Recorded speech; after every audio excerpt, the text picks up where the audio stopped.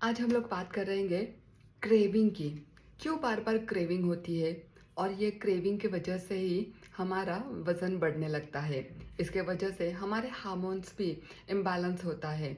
हमें पता नहीं होता ये क्रेविंग क्यों हो रही है।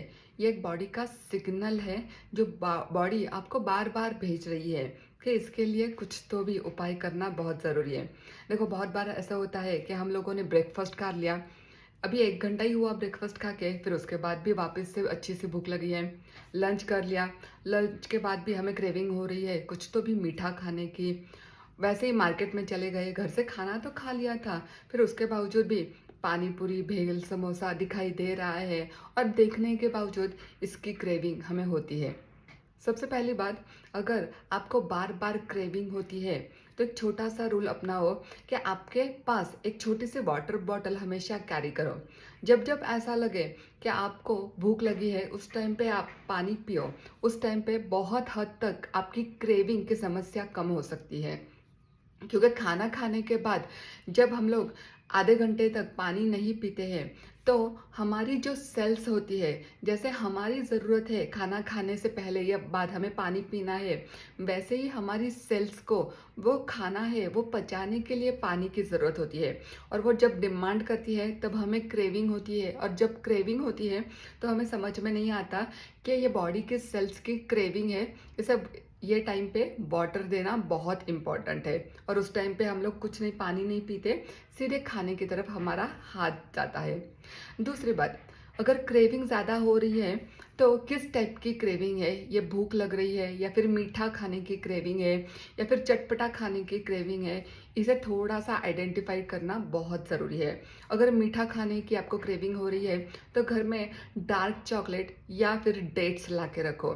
डेट्स खाने से आपके शरीर में जो आयरन की कमी है, जो बार बार आपको क्रेविंग कर रही है, वो नॉर्मल हो सकती है।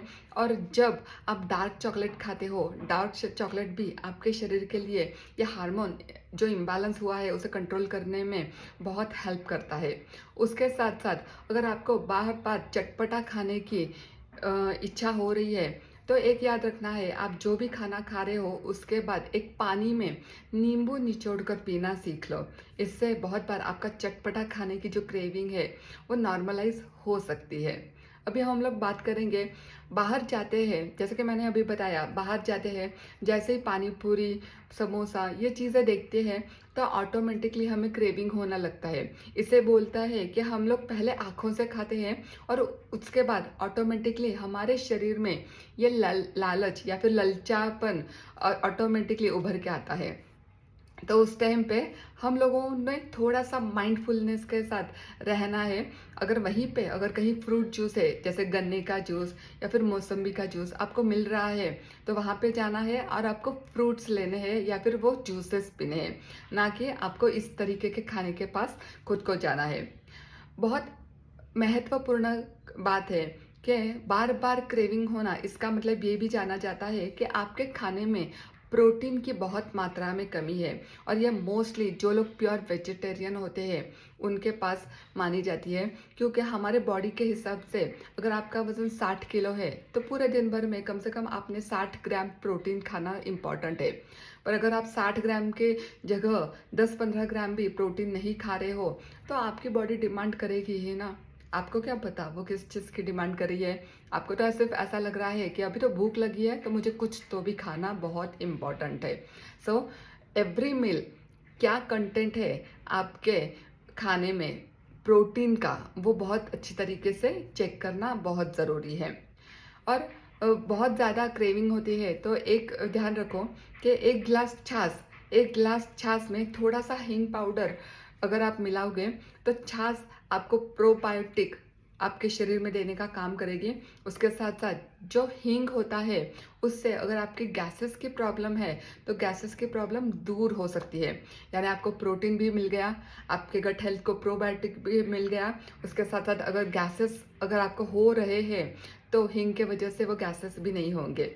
ये छोटी सी टिप्स है पर आप लोगों को आने वाले दिनों में बहुत हेल्पफुल रहेगी।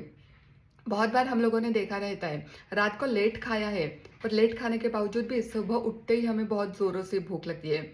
या फिर शाम को समझो हम लोग पिक्चर देखने जा रहे हैं और पिक्चर देखने जा रहे हैं, 9 बजे का खाना तो खा लिया है, फिर भी उसके बाद पिक्चर देखते-देखते कोल्ड ड्रिंक पी लिया, पॉपकॉर्न खा लिए, वहाँ पे कुछ अगर कैफ़ीन वाली चीज़ें हैं, वो पी ली और घर से आते-आते हम लोगों को वापस से 2 से 3 बजते हैं और 2 से 3 बजे सोते हैं और जब सुबह उठते हैं, शरीर थका-थका रहता है, ना ही आपने सही तरीके से नींद ली है, ना ही शरीर को सही तरीके का खाना दिया हुआ है।